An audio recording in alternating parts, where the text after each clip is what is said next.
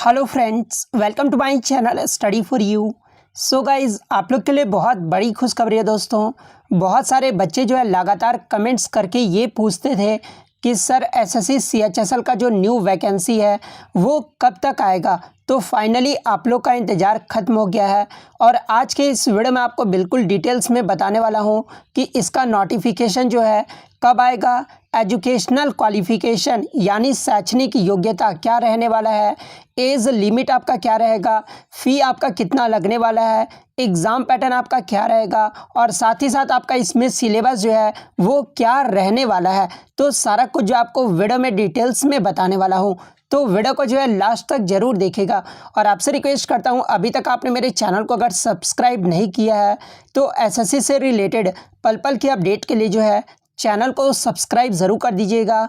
और बगल में ही आपको एक बेल आइकन यानी घंटे का निशान भी दिख रहा होगा, तो आप उसे भी जो ज़रूर प्रेस कर दीजिएगा। तो चलिए वीडियो को स्टार्ट करते हैं। तो सबसे पहले हम लोग इम्पॉर्टेंट डेट्स के बारे में देख लेते हैं। तो देखिए, एसएससी सीएचएसएल 2022 का जो नोटिफिकेशन है ये आपका 1 फरवरी 2022 को रिलीज़ किया जाएगा।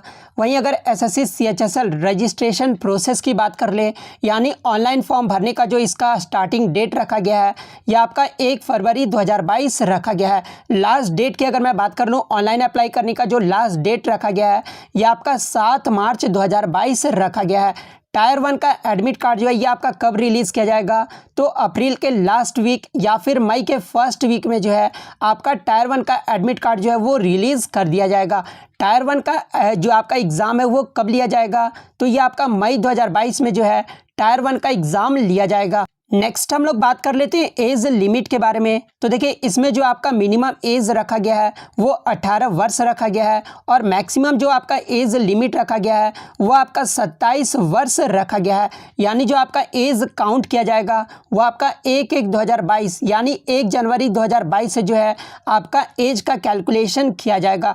यानी जो आपका डेट ऑफ बर्थ होना चाहिए वो आपका 1/1/1995 से लेकर जो है 1/1/2004 के बीच में होना चाहिए। अगर आपके इसके बीच में जो आपका अगर डेट ऑफ बर्थ है तो आप इस फॉर्म को अप्लाई कर सकते हैं। लेकिन मैं आपको ये भी बता दूं कि अलग अलग कैटेगरी के लिए जो है अलग अलग जो आपका रिलैक्सेशन दिया गया है। यानी अगर मैं साफ शब्दों में आपको बताऊं तो जो ये यूआर और ईडब्ल्यूएस के कैंडिडेट्स हैं उनके लिए जो मिनिमम एज लिमिट रखा गया है वो 18 वर्ष रखा गया है और मैक्सिमम जो एज लिमिट रखा गया है वो 27 वर्ष रखा गया है। लेकिन वहीं अलग अलग कैटेगरीज के लिए जो है अलग अलग एज रिलैक्सेशन रखा गया है।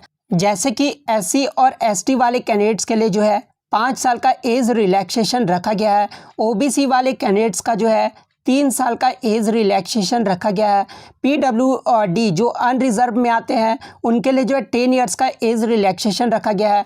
पीडब्ल्यूडी अगर आप ओबीसी कैंडिडेट्स हैं तो आपको जो है 13 वर्ष का जो है एज रिलैक्सेशन रखा गया है। वहीं अगर पीडब्ल्यूडी में अगर आप एससी एसटी कास्ट से आते हैं तो आपको जो है यहाँ पर 15 साल का जो है एज रिलैक्सेशन मिलने वाला है।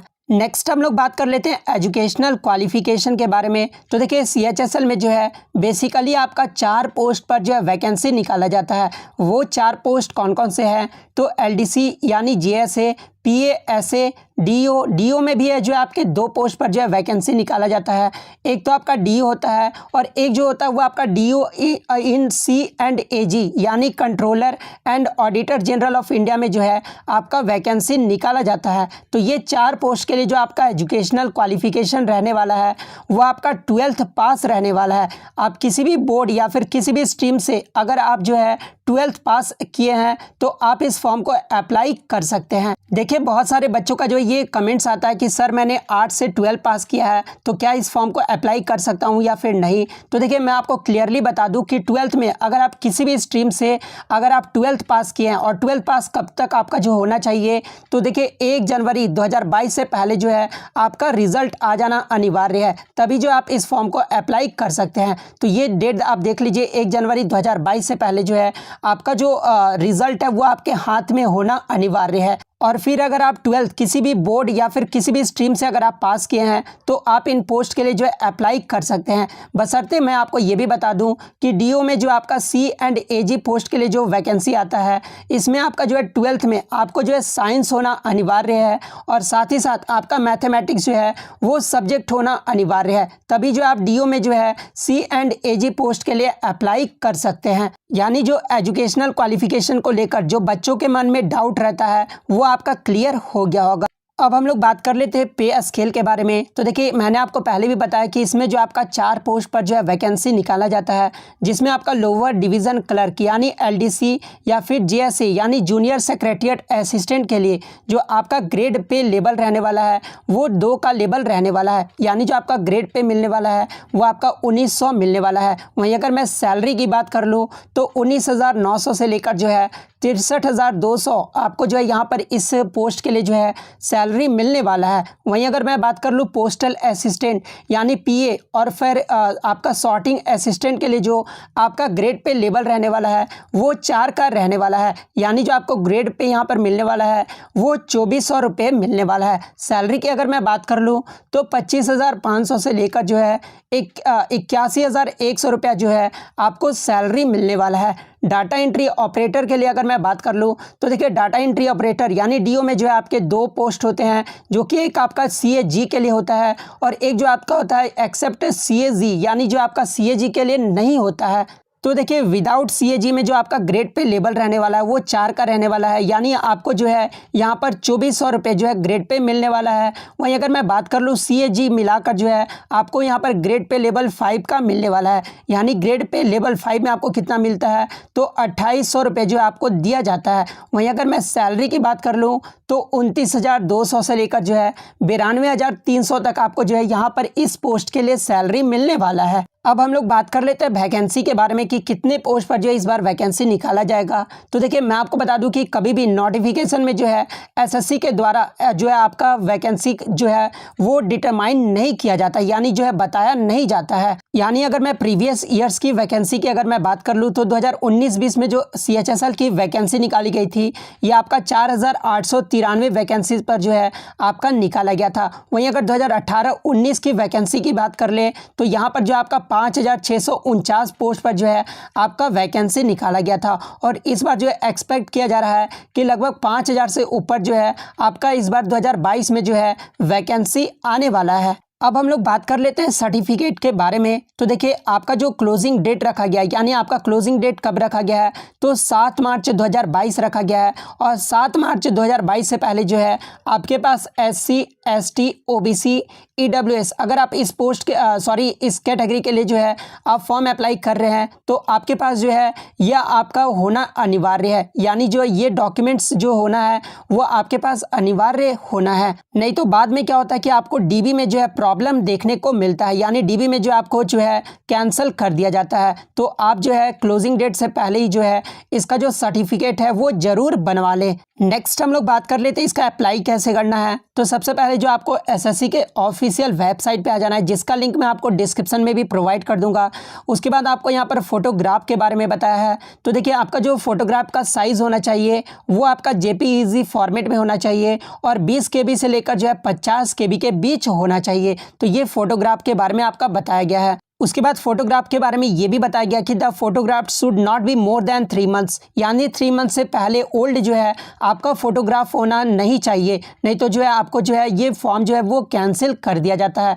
बाद में आपको मैं ये भी बता दूं कि जो आप एप्लीकेशन भरोगे उस समय जो आपका फोटोग्राफ अगर आपका 3 महीने से पहले होगा तो आपका जो है रिजेक्ट कर दिया जाएगा। तो ये आपको ध्यान में रखना है। और जिस डेट को आप फोटोग्राफ लिए हैं वहाँ पे जो आपका क्लियरली जो है वो मेंशन रहना चाहिए कि किस डेट को जो है आप फोटो जो है वो प्रिंट करवाए हैं। उसके बाद इमेज डायमेंशन के बारे में आपका बताया गया है कि जो आपका फोटोग्राफ का इमेज डायमेंशन होना चाहिए वो आपका विड्थ जो होना चाहिए वो 3.5 सेंटीमीटर होना चाहिए। हाइट की अगर मैं बात कर लूँ तो 4.5 सेंटीमीटर जो है आपका होना अनिवार्य है। अब हम लोग नेक्स्ट बात कर लेते हैं स्कीम ऑफ एग्जामिनेशन के बारे में। तो देखिए इसमें जो आपका 3 तरह से जो है आपका एग्ज़ाम लिया जाता है। पहला जो होता है वो आपका टायर 1 यानी कंप्यूटर बेस्ड एग्जामिनेशन होता है। सेकंड की अगर मैं बात कर लूँ टायर 2 जो होता है वो आपका डिस्क्रिप्टिव पेपर होता है। और टायर 3 जो होता है वो आपका स्किल टेस्ट या फिर टाइपिंग टेस्ट लिया जाता है। तो ये 3 प्रोसेस जो होते हैं वो आपके इससे जो आपका CHSL का सिलेक्शन किया जाता है। अब हम लोग टायर 1 के बारे में बात कर लेते हैं, जो कि आपका कंप्यूटर बेस्ड एग्जामिनेशन होता है, जिसमें जो आपके 4 सेक्शन से जो है प्रश्न पूछे जाते हैं। 4 सेक्शन कौन कौन सा है, तो एक तो आपका इंग्लिश लैंग्वेज हो गया, सेकंड आपका जनरल इंटेलिजेंस जिसको आप रीजनिंग बोलते हैं, थर्ड आपका क्वांटिटेटिव एप्टीट्यूड यानी जो आपका जिसको आप मैथ बोलते हैं, उसके बाद फोर्थ जो आपका सेक्शन रहने वाला है वो जनरल अवेयरनेस का रहने वाला है यानी GK GS और करंट अफेयर से जो है, यानी 4 सेक्शन से जो आपके प्रश्न पूछे जाएंगे टायर 1 के एग्जाम में। और जिसमें जो आपका हर सेक्शन से जो है 25-25 प्रश्न पूछा जाएगा और एक प्रश्न के लिए जो है आपको 2 मार्क्स दिया जाएगा। वहीं अगर मैं टाइम ड्यूरेशन की अगर बात कर लूँ तो टायर 1 में जो आपका टाइम ड्यूरेशन रहने वाला है वो 60 मिनट यानी 1 घंटे का जो है समय दिया जाएगा।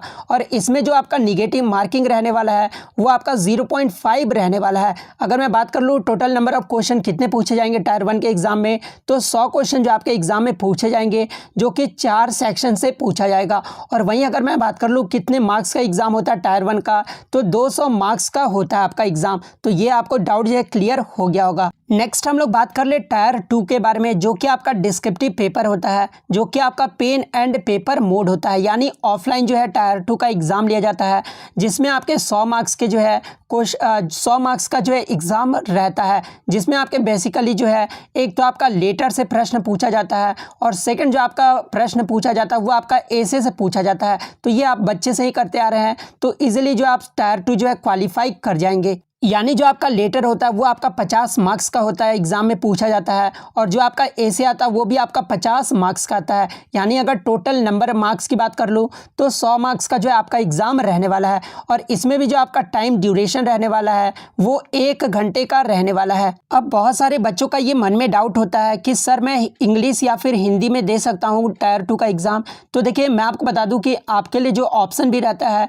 कि या तो आप हिंदी में टायर 2 का एग्जाम दे सकते हैं या फिर इंग्लिश में जो है आप टायर 2 का एग्जाम दे सकते हैं। तो ये डाउट भी आपको क्लियर हो गया होगा। सेकंड अगर मैं बात कर लूँ तो टायर 2 में जो आपका मिनिमम क्वालिफाइंग मार्क्स रहने वाला है वो 33% रहने वाला है, यानी 100 में जो है आपको 33% जो है नंबर लाना अनिवार्य है।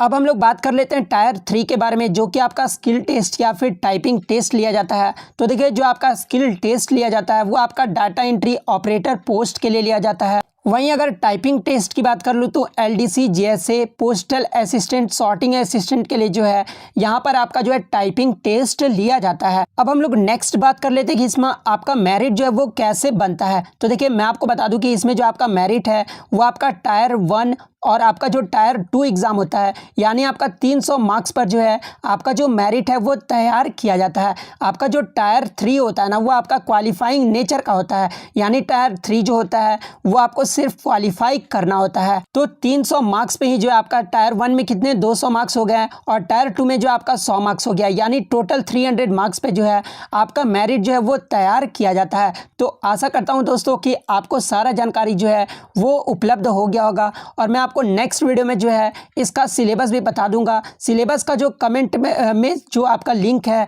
वो प्रोवाइड कर दिया जाएगा, तो आप कमेंट सेक्शन जरूर देखिएगा, वहाँ पे जो आपको इसका ईजिली जो है सिलेबस प्रोवाइड कर दिया जाएगा। तो वीडियो अच्छी लगी हो तो वीडियो को जो है लाइक ज़रूर कर दीजिएगा, और मैं सेकंड चैनल का भी जो लिंक है आपको डिस्क्रिप्शन में प्रोवाइड कर दूंगा, सो आप वहाँ से भी जो है मेरा सेकंड चैनल देख सकते हैं। तो मिलते हैं नेक्स्ट वीडियो में, तब तक thank you, all the best.